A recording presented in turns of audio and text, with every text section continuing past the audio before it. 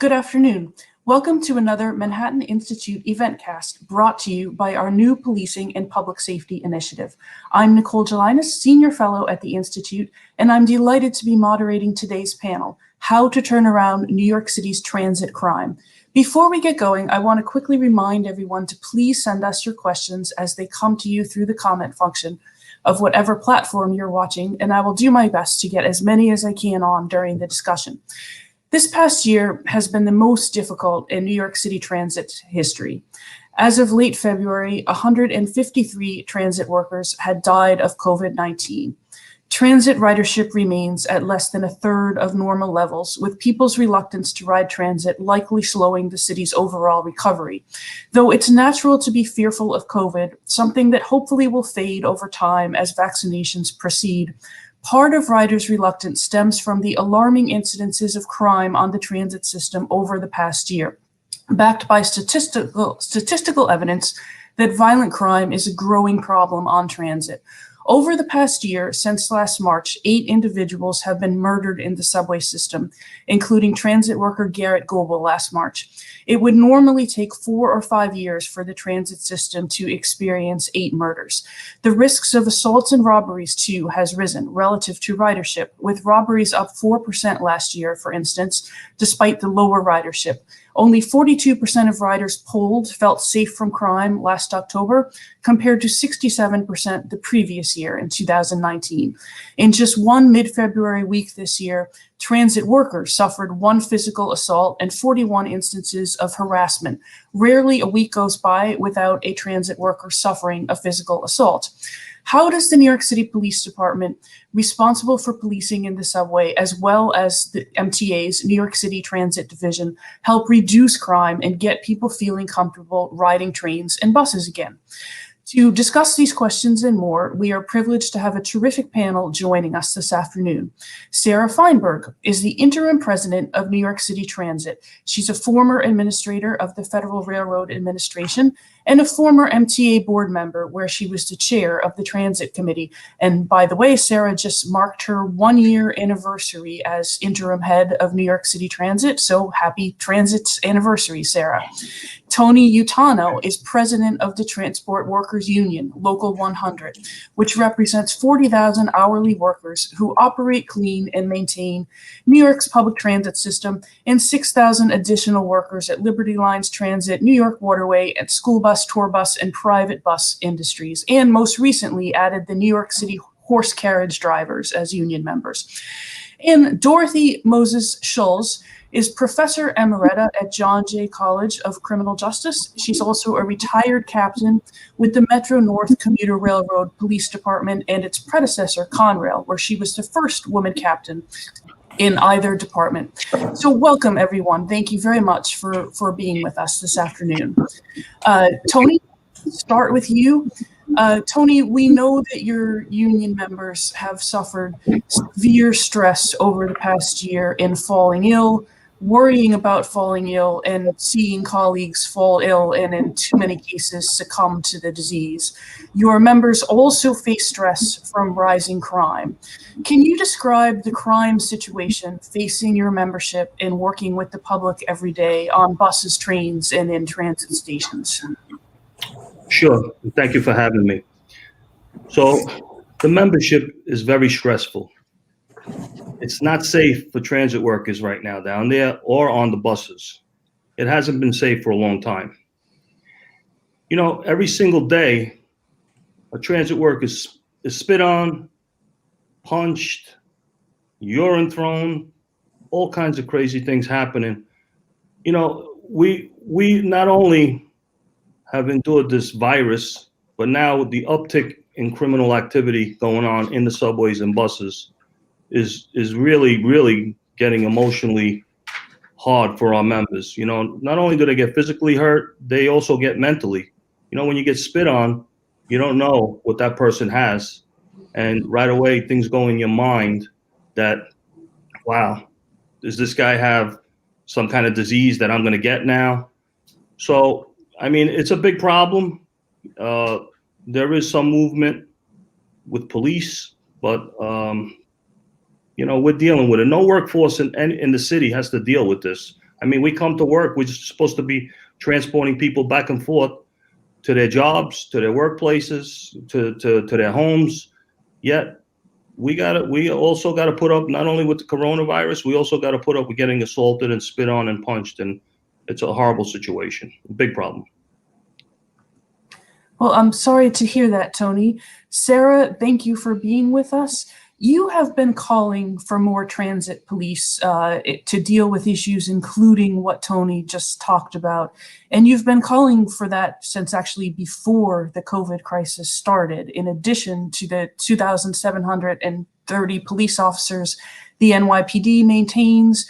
The de Blasio administration recently announced that it would redeploy 644 officers and add them to the transit system. Do you think that's enough? And do you see any difference in the system since the city added those police in the past few weeks? So thanks for having me. It's good to be with you, and I appreciate the focus on this issue and bringing such clear focus to it. And Nicole, I appreciate how much you've reported on it over the years. Look, you're right. I've been calling for a focus on policing and better and improved security in the system since before I was the interim president, since I was on the board. And before that, I was thinking about it personally as someone who wasn't on the board, but just riding the system every day, either by myself or with young children, and sometimes late at night. So this is something I've been thinking about for a long time. To answer your question, the 644 is a really good start. And I'm grateful to Commissioner Shea and Chief O'Reilly for contributing those officers.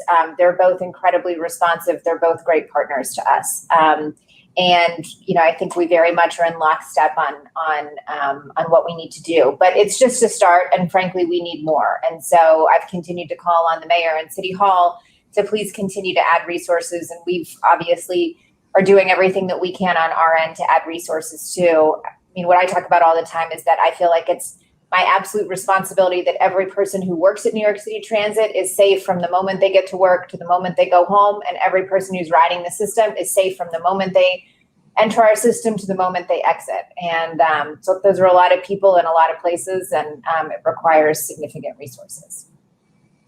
And Sarah, thank you for that answer. Let me just ask you a follow-up question. We have a large transit advocacy community in New York City. Many of the transit advocates say that we don't need more policing of the subway system. Do you think that they're wrong? I do. Yes, they're wrong. And,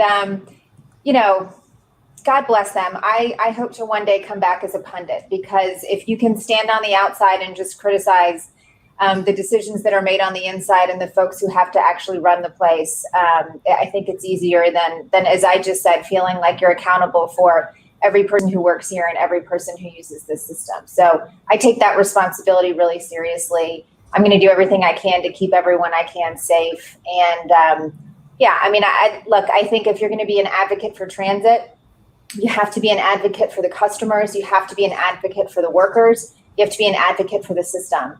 And if we allow, crime and other quality of life issues to become out of control in the system, then you're not advocating for it. Okay, thank you. And Dorothy, in terms of what police should be doing in the subway and bus system, last year, arrests for beating the fare, either jumping over the turnstile or walking through the exit gate, fell by 84%. Civil summonses for beating the fare, which don't involve an arrest, fell by 57%. What should police be doing inside the transit system? Well, first, I'd like to start also by saying thank you for including me. And I'm going to throw a plaudit to Sarah, because I've been on countless webinars involving people with the FTA and transit system, and her focus on the security of the system is truly unique. So she really deserves a pat on the back, and riders should be very happy about that. Because she's fighting for them to have a safer transit system or a more secure transit system. As to your specific question, fare enforcement has unfortunately become totally politicized in this country. to where many people are talking about transit systems should be free. But however enforcement affairs is conducted, one of the big important things on the transit system is visibility. Police officers should be visible in uniform, not only at the entry points, but also on the platforms. It's an unfortunate state of affairs that many people in this country are frightened on public transit, even before COVID. And while again, we can touch upon that today, many people argue that the uniform presence is more frightening than the people it's protecting against.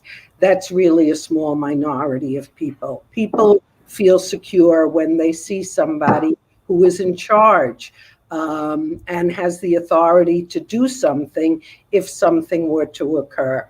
I think patrolling is one of the most important things that any police force can do, but particularly a transit force, because of the nature of the environment and knowing that people are frightened even before they are aware that things are happening. Thank you, Dorothy. And let me ask you a follow-up question as well. 3 weeks ago, when 2 individuals on the A train were murdered and 2 others were seriously wounded, the police flooded the system with cops the next day. They caught the alleged perpetrator very quickly. So we know that the police can solve violent crime when it happens. Should the police also be preventing violent crime on the transit system before it happens? Well, patrolling is one of the major preventive measures. There's a reason it's not just, to get fresh air, or in the subway system, unfortunately, not so fresh air. But the reason for patrol is preventive. Solving crimes, of course, is after the fact. But the situation in that event was really very tragic, because you had people with no resources really preying upon one another. And I think that's something that Sarah has discussed, and also the union, which is the issue that the emptier the transit system becomes, the more it becomes a refuge for people who have nowhere else to go. And this is not true only in New York. I just was alerted to a study done at UCLA,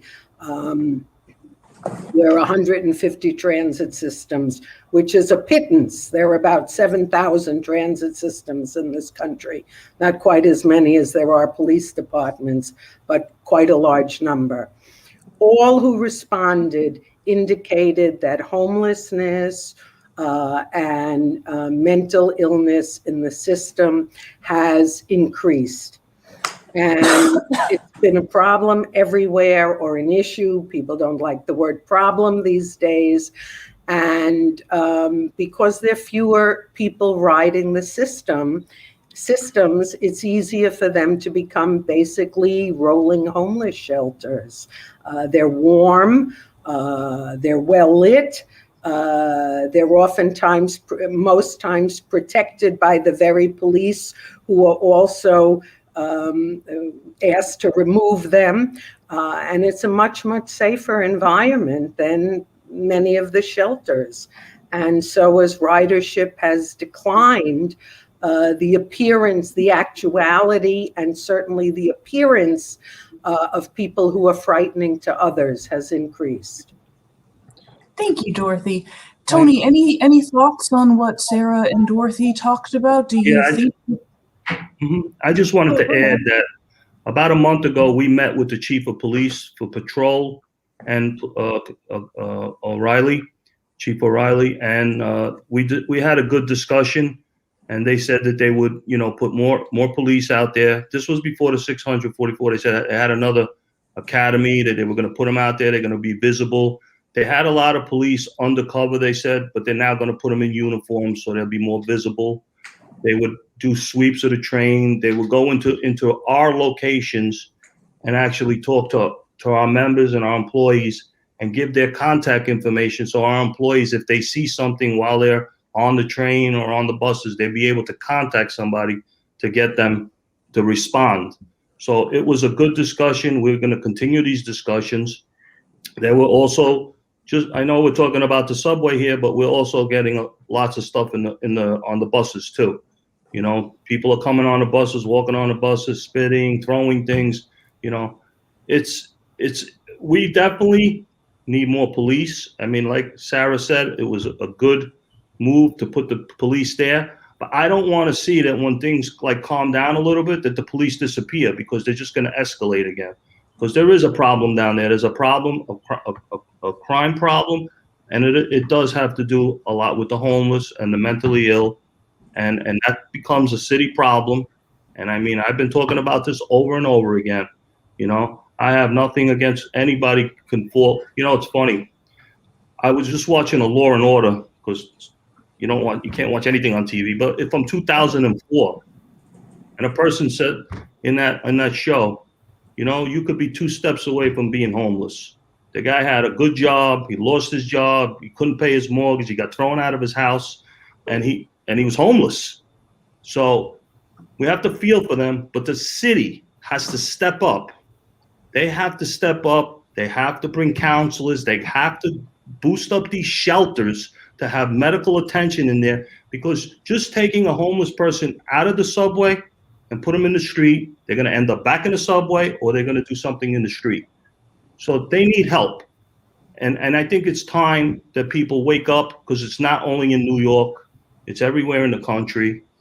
And you know, let's face it, government is pumping out trillions of dollars in stimulus money for a lot of things, which is good.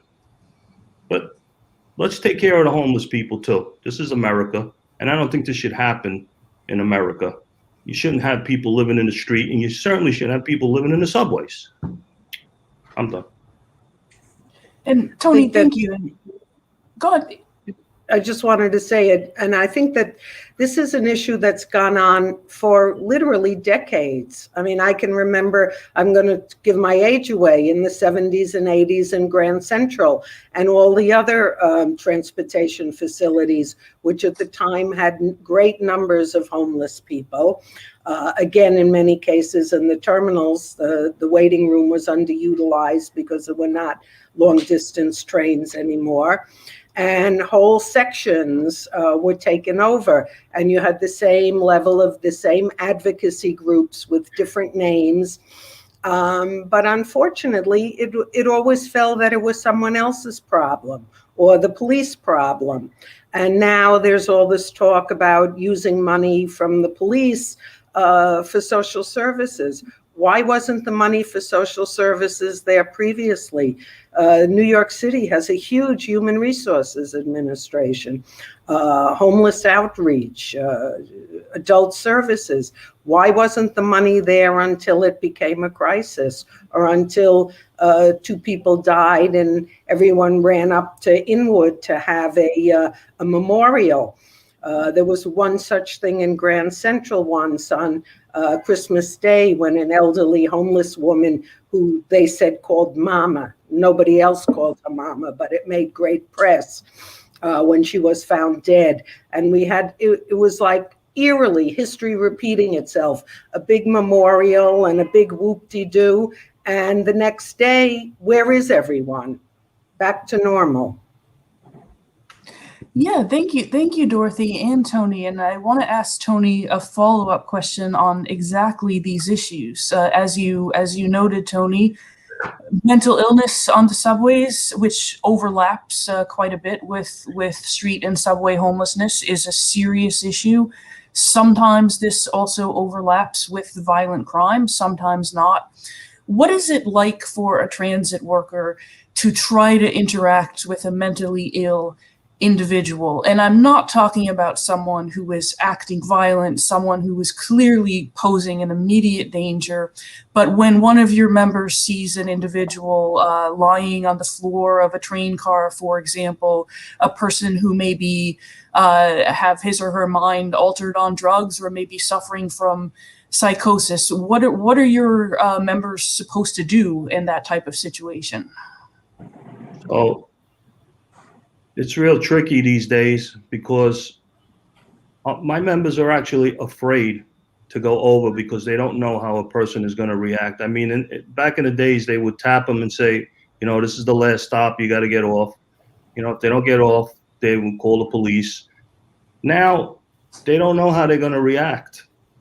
So we've instructed our people, look, you can make an attempt. You got to call the police. The police got to come down and they got to do their job. Either the police, they got to bring social workers, whatever it is. We're transit workers. We're not social workers. We're not here to do that. We're here to move people back and forth and get them to their destinations. That's our job. And again, these are the same people that are punching, that are spitting, that are stabbing, that are throwing urine in our face. We're going home with blood on our uniforms, and that shouldn't happen. That should never happen. We're here to move people. Now, again, going back to the homeless problem, putting them in a shelter where they feel, think about this, they feel more safe in the subway system than they do in a shelter. That's a problem. That's where the problem got to be fixed. And that's the mayor's problem.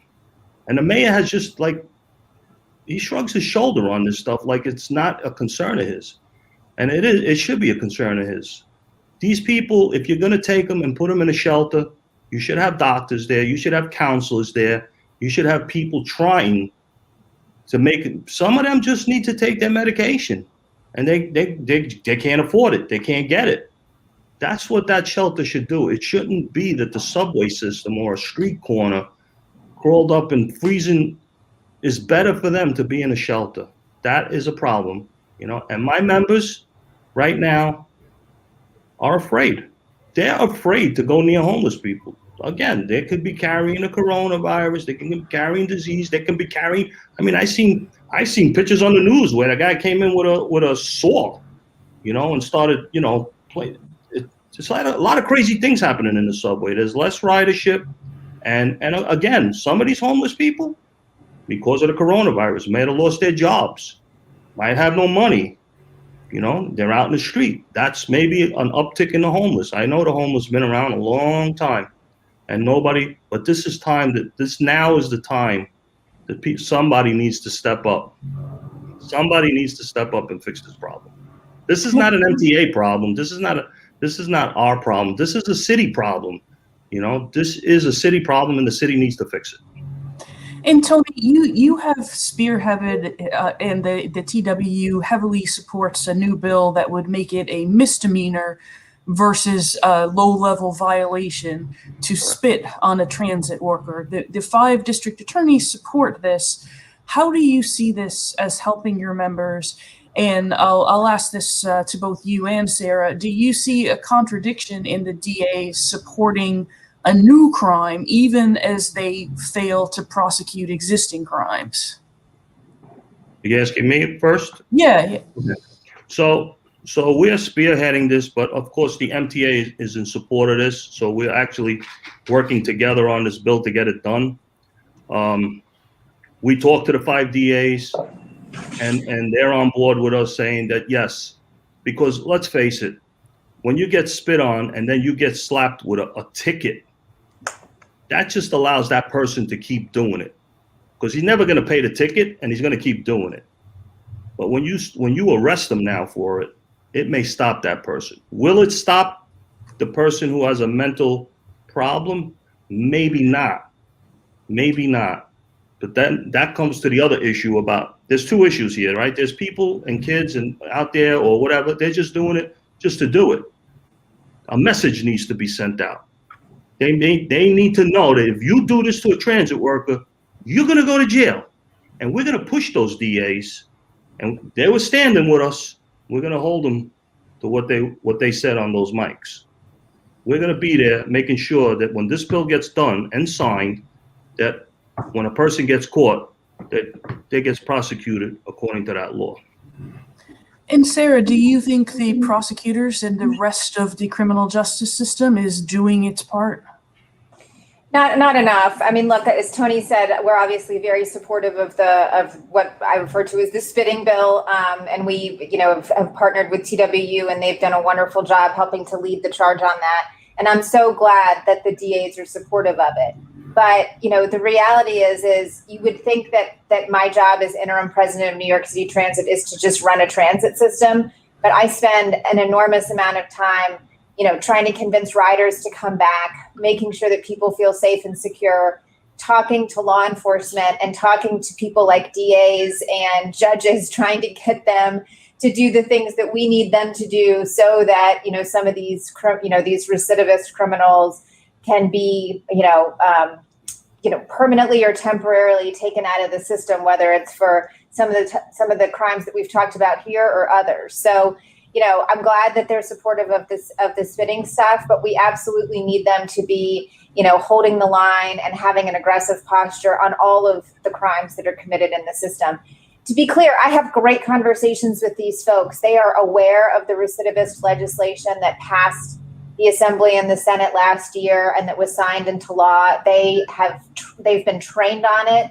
They're up to speed on it. They claim that they're ready to use it, to execute on it when processes start to sort of come back to normal post-COVID. And I think that's great.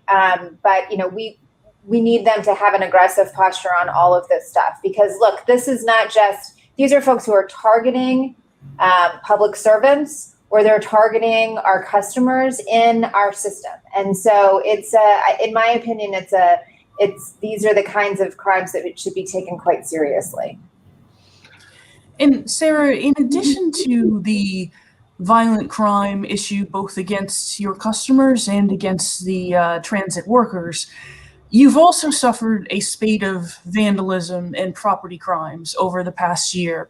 Last summer, either an individual or a group of individuals broke 104 train windows during just 1 week. Vandals regularly break 1 to 15 windows every single week. This is expensive, smashing up the MetroCard and vending machines and the advertising screens is also expensive.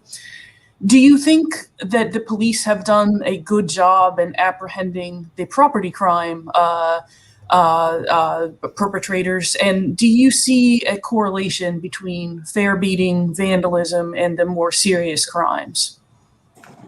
So you're right. We've had a spate of vandalism and property crimes. And look, these are serious. These are not victimless crimes. I think sometimes people think that, broken windows or graffiti are just, victimless crimes or someone's opportunity to show, the world how talented they are with a spray can. And, at risk of sounding like an old fogey or, a scolding mother, these are not victimless crimes. They cost us time and resources. And when I say us, it's the MTA, but it's taxpayers. I mean, taxpayers are footing this bill. So people should be upset about this. This is, whatever amount of taxpayer dollars that are going towards cleaning graffiti and fixing glass, as opposed to, making the system run better. And so people should be frustrated by this. Look, I think that between the NYPD, the MTA police, and our own security forces and our own station system, we have gotten cameras really far and wide through the system. Early on, there was a focus on state-of-the-art, expensive cameras that could last forever in a really challenging environment like a transit system where it can be anywhere from 100 degrees in the summer to 20 degrees in the winter. And we've kind of gotten away from that and said, it's much better and more efficient to put less expensive cameras in as many places as we can, so that we can aid in the discovery and investigation of even these low-level crimes. So certainly the assaults on our workers and the assaults on our customers, but also tagging trains and breaking windows. And so I'm really happy with how successful that has been. And the MTA police, the NYPD, and our own folks at Transit work really closely to collect and share that those camera feeds as they as needed, and it's been quite successful. And let me ask both Sarah and Dorothy. We have a question from an audience member named Jeffrey. is the no bail policy that the state implemented a little bit more than a year ago, is that having an impact on the increase in both property crime and violent crime? So we'll start with Sarah. I spend a lot of time on these issues, but I'm just not a law enforcement policy expert, and I'll defer to Dorothy. I will say that in many of my conversations, I hear less about the no bail policy and more about the fact that there are just so many folks with significant mental illness who may have previously, regardless of, what crime took place that ended, that sort of put them into the system.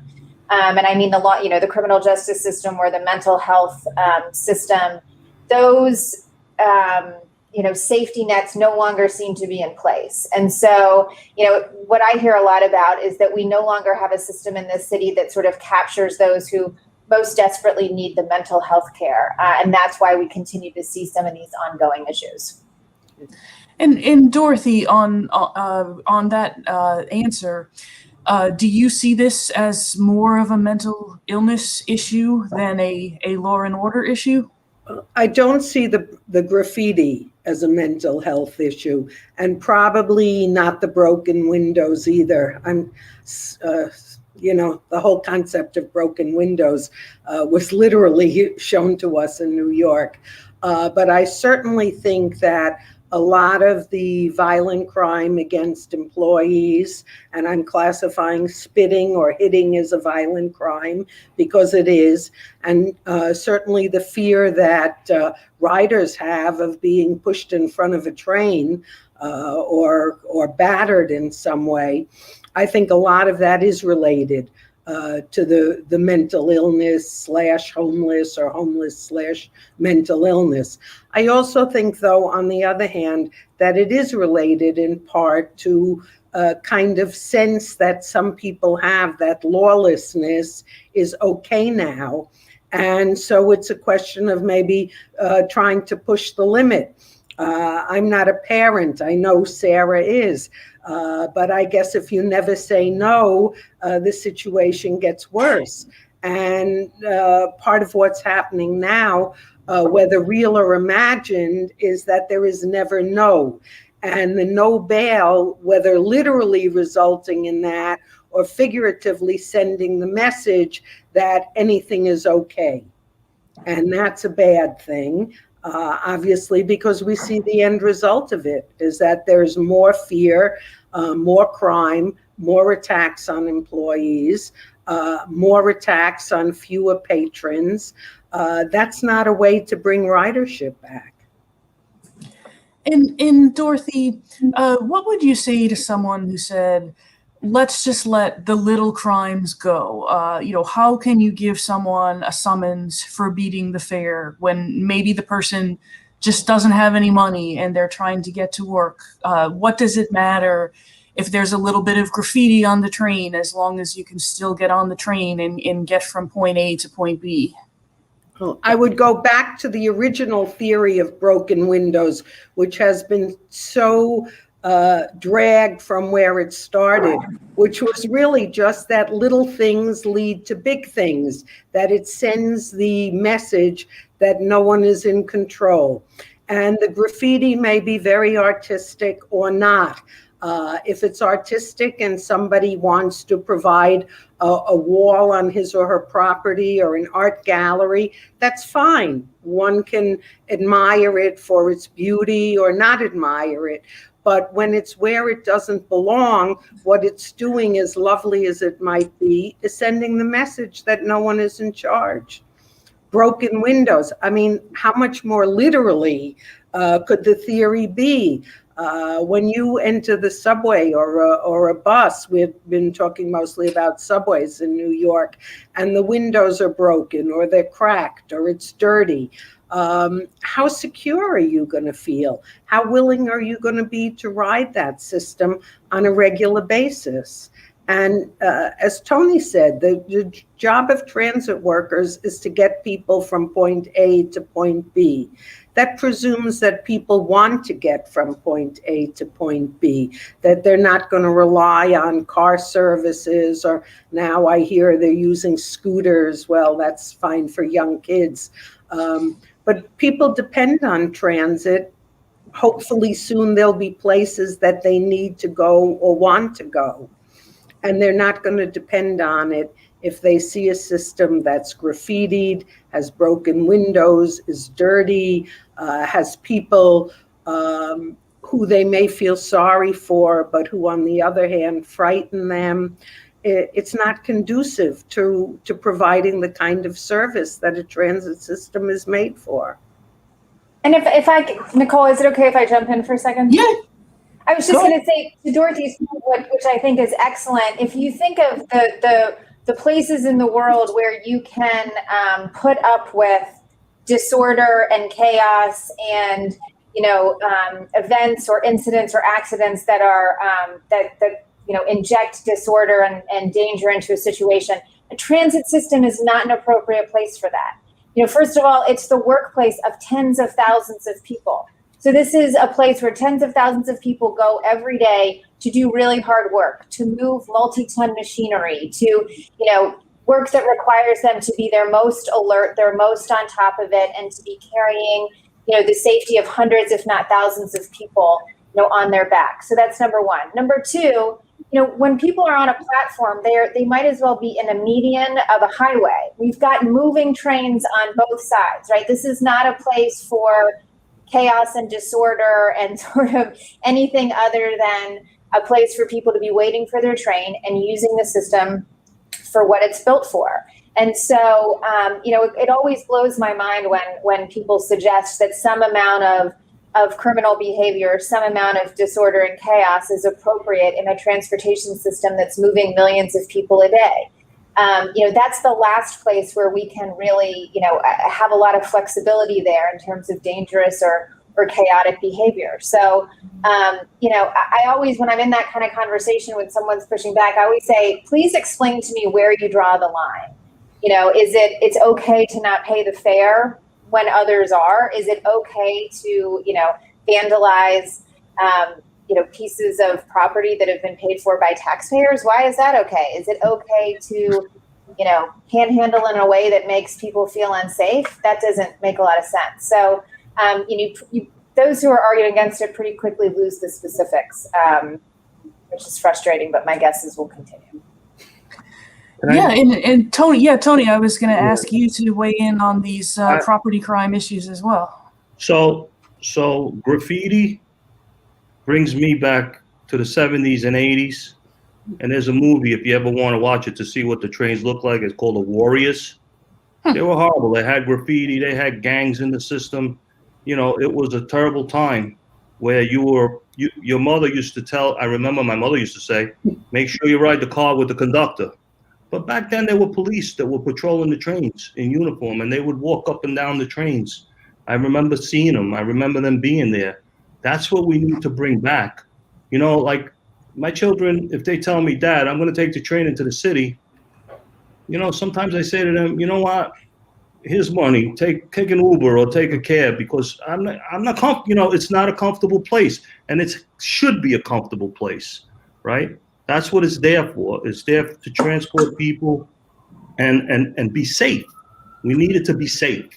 We really need the city. We need people to step up and say, yes, we got to make this place. First of all, it's perfect for the climate, right? Because it's electric, right? So we get cars off the road, and we get people on the trains. So it works for everybody. But our aunts, our uncles, our grandmothers, our moms, they all ride the trains, and we want it to be safe. It's not just about our members, and that's all important, but our families also ride the trains, and we want to make sure it's safe for them. And right now, we need some help down there. We need some help. We're getting help. It's slowly coming. It can't disappear. It has to be constant, and they have to be visible. Police being visible makes a big difference. People don't do a crime when they see police there. They go away. And if they keep seeing the police, they're going to go find someplace else, right? And right now, if the war zone is the subway system and the bus system, well, the police maybe need to look at that. The commissioner, the mayor need to look at that and try to fix this problem. And Tony, we have a question from an audience member, Gareth, directed to you because of your response to those two questions. In your conversations with the NYPD, are tactics and strategy discussed to make the policing response more intelligent so that they are making the best use of the officers and policing the system? Yeah. So when we had the discussions, we had two meetings. One, we actually were live, and one was on Zoom.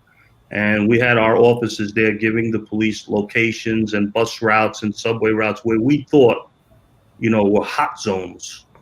And again, we are together coming up with a plan where the police are going to roam the system, but also are going to be in contact with the workers. So if the workers have a communication with the police where they can pick up the phone and call them and say, look, I just passed 125th Street and there's a guy setting fires, the cops can respond to that, because we also see things. And now if we have that contact person, and they were open to that, and they were open to ideas, and they were open to sitting and discussing different things. And we want to continue that dialogue because we think it's important. And we have a question on, I'm sorry, Dorothy, did you want to weigh in? No, I'm listening.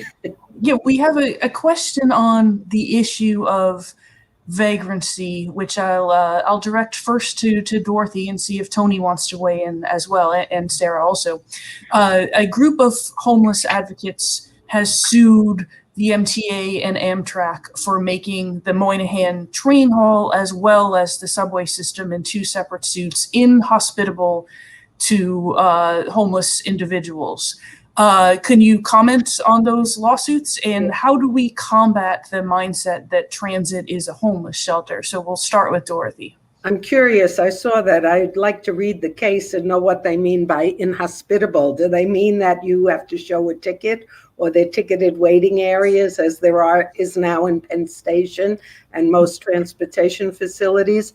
But I think that they're reneging on their own responsibility.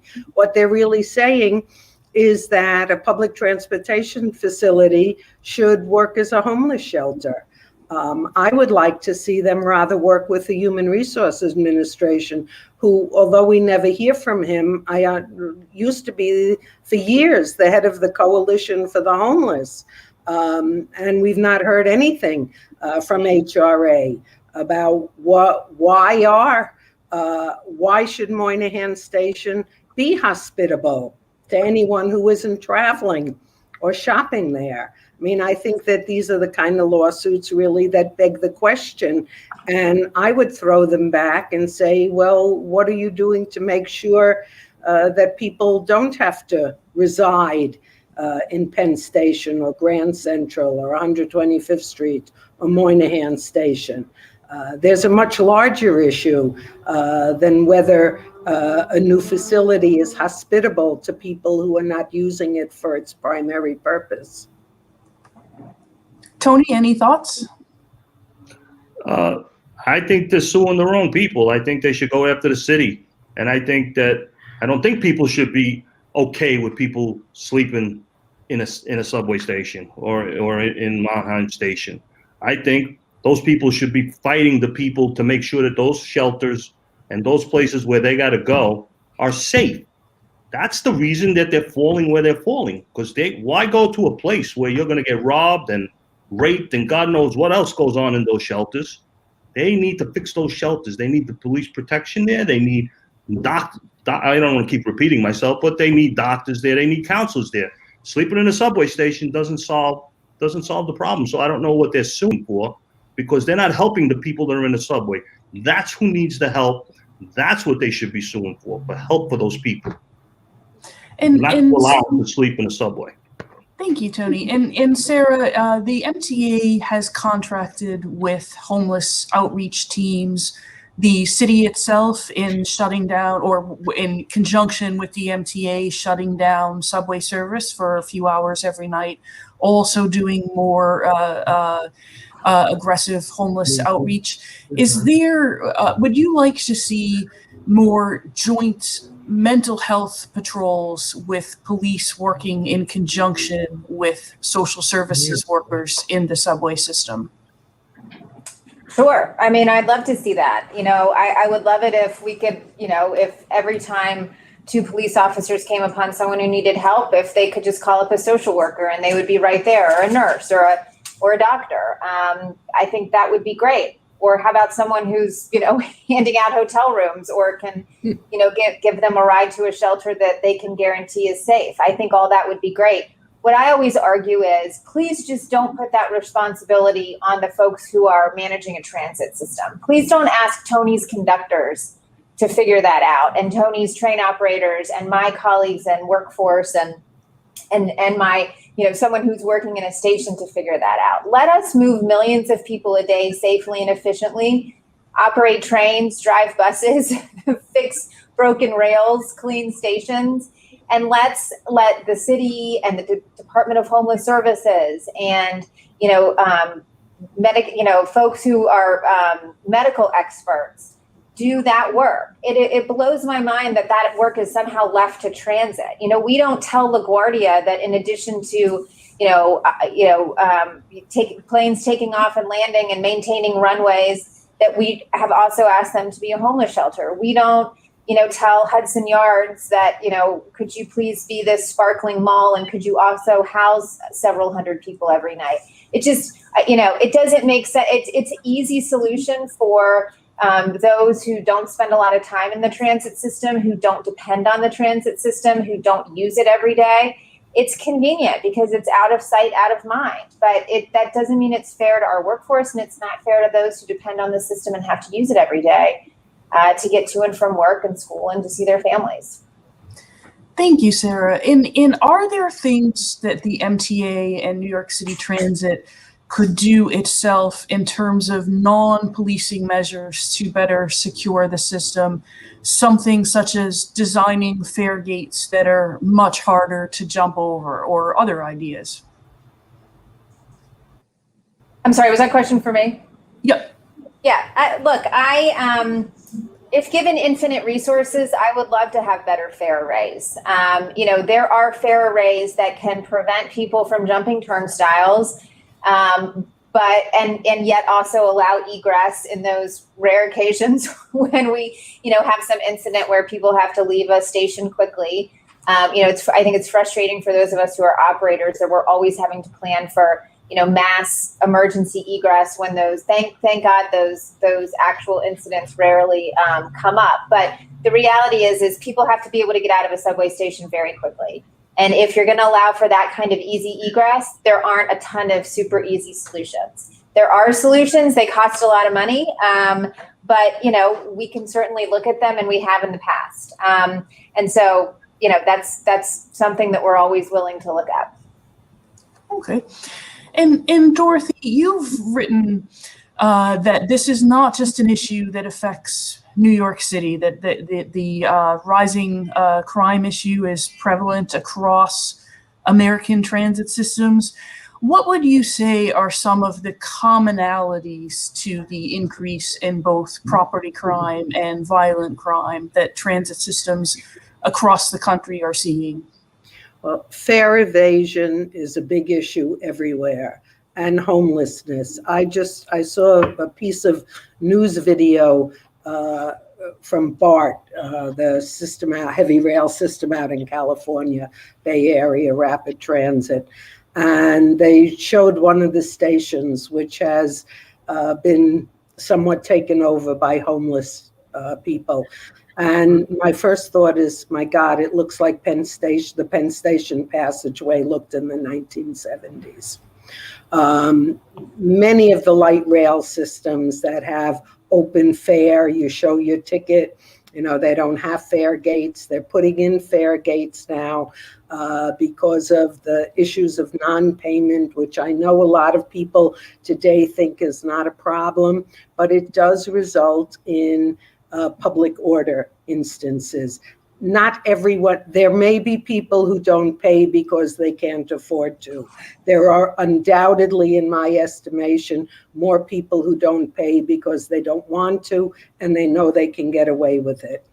There might be systems, I think Muni, again in San Francisco, has something, an access pass or something for homeless people. I don't know all the details, but it's available through, if you get certain homeless services or other kinds of social services.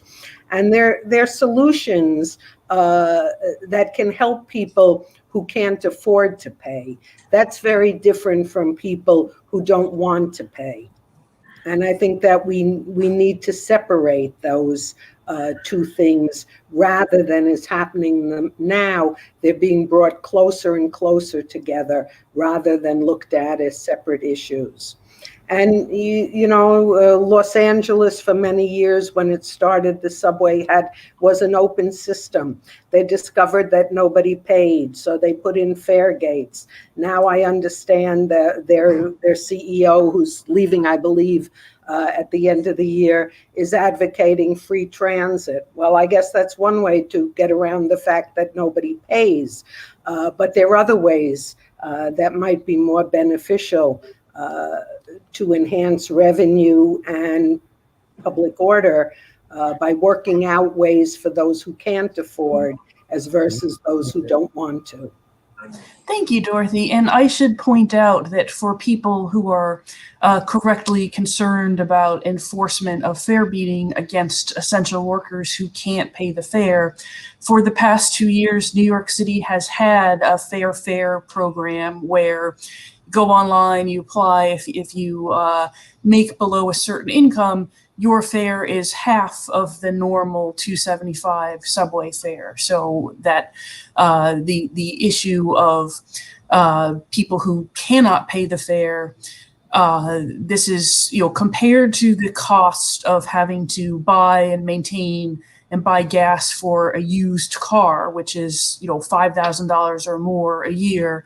The cost of a half-price MetroCard, which will run you more like $700 a year, is really one of the best deals in the country for workers who make on the low end of the income scale. And I do worry that as we get out of COVID, many mass transit systems around the country, particularly systems that only rely on buses, as they start to cut back on that, more and more people will buy cars, which really sets us back environmentally. As Tony said, subway system is basically the first electric car, and it works pretty well. But Tony, I want to ask you, in many of your remarks, you point the blame or the root of the problem at the mayor and the city's social services decisions.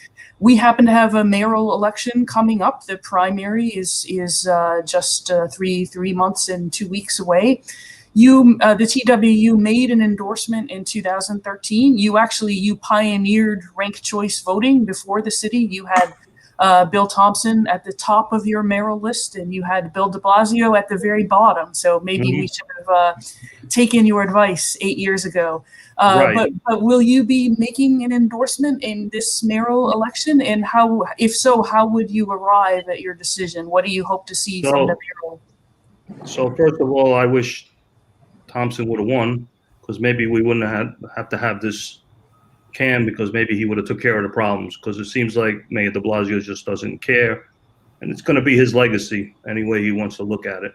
But we will be making a mayoral endorsement. I'm sorry. We will be making it, and the way we're going to do it, because we have lots of candidates and lots of good people that we supported through the years, we're going to bring them up as we did when we supported Thompson. We brought in de Blasio, Quinn, Thompson, Lou. Our board asked all the questions they needed to ask, and then our board, which consists of about 54 people, we took a vote, and Thompson won the vote. We're going to do a similar thing this time. But this time, the questions that they're going to be asked are going to be, what are you going to do about the crime? What are you going to do about the homeless? Things that are affecting transit workers today. We need to hear from them, and then we will make our endorsement. We're not ready to make an endorsement yet, but we will be soon. Will you hold a public forum like you did in 2013? I remember I went to your mayoral debate in 2013. You did? At Yeah. the Sheraton? No, it was, I can't remember where it was, but it was not at the Sheraton. You had all the candidates up on a public dais. But anyway, will you be holding one? Will you be holding one? Well, right now, I can't Yes, answer and it'll be at the Sheraton. Let me get to my board first, because I don't remember holding that debate. Maybe that was with Samuelson was the president when we did that? Yep. And where was that debate? At the Union Hall? I believe it was, yes, because it was more an office building. It wasn't a hotel. Okay. All right. So I can't really answer that question yet, but I will definitely let you know if we decide to do that. Absolutely. Okay. Yeah, I think a lot of this year has taken such a toll on everyone. No one remembers anything. I don't remember anything. And Sarah, on a positive note, as we get into our final round of questions, how do you encourage people to return to mass transit? I mean, this is going to be a critical year, a critical spring and summer. You know, I'm sitting in basically empty Midtown. Midtown can't go through another empty summer and fall. How do you get people to take a chance on the subway and bus system again? Mm-hmm. Well, thanks for the question. And I was going to try to bring it back on a positive note anyway. So let me just get to your question in 1 second. But I want to just say, look, we know that we have an issue, and we know that we have had an issue for more than a year now. But we also know what works, right? We know that a uniform presence in the system works. With the addition of this 640-ish additional officers over the last couple of weeks, we've seen the crime numbers come down. We've seen the arrest numbers go up. You know, I get texts and emails as in real time as things are happening in the system. And just in the last few weeks, I've noticed, you know, a real difference in terms of arrests that are being made almost immediately. And so just having those extra several hundred officers in the system have made a real difference. And again, I'm just grateful to the NYPD for it. Again, I will ask the city to do more, because for those of us who are in the system day in and day out all the time, there's no question that we are in a mental health crisis and that we need more assistance. But to your point, you know, what can we do to bring people back? There's a whole lot of stuff we can do to bring people back. And I myself and my colleagues spend a ton of time on this. First of all, we talk to our customers who are using the system now and who have traditionally used the system in the last couple of years. So both the essential workers who are using the system now and the people who were, you know, using the system before and haven't in the last year because they either are afraid to use the system because of COVID or because their employer hasn't had them back or they've had no need to come into the city. And they all say the same thing, which is that their number one priority is to feel safe from COVID. Their number two priority is to feel safe from criminal activity. And so we are doing our best to make sure that we are showing that we're keeping people safe in every way we can. So, you know, again, I talk a lot about, I want people to feel confidence when they enter the system, to feel comfortable and confident. And so as they're dipping their toe in their commute, as they're, you know, using the system for the first time to go see their mother or grandmother they haven't seen during COVID, I want them to come in and I want them to see a clean system that makes them feel confident that we take cleaning and disinfection seriously. I want them to see their fellow customers are wearing masks because they're taking care of themselves, they're taking care of their fellow customers. I want them to see our workforce wearing masks, which they all are.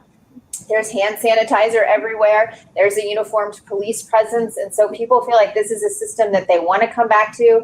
They feel comfortable coming back to it and they feel confident coming back to it. You know, our customer surveys show that that is overwhelmingly what people need and want, in addition to their employer just having them back in the office. And so we are trying to be laser focused on those items. Well, thank you, Sarah. And since we gave Tony the first word, I think that's a good positive note to end on. So we'll leave with giving Sarah the last word. And I want to thank you all again for participating today. I know you're all very busy. And thanks to all of our audience for tuning into our event this afternoon. Before we close, I would like to invite our audience to sign up to receive updates from the Policing and Public Safety Initiative, including our new newsletter and information on our upcoming events. And on our website, you can browse the Manhattan Institute's research. If you are able, please consider also supporting the Institute at the link you see in the chat. MI is a nonprofit organization, and our work depends on support from people like you. Thank you. Thank you. Thank you. Thank you.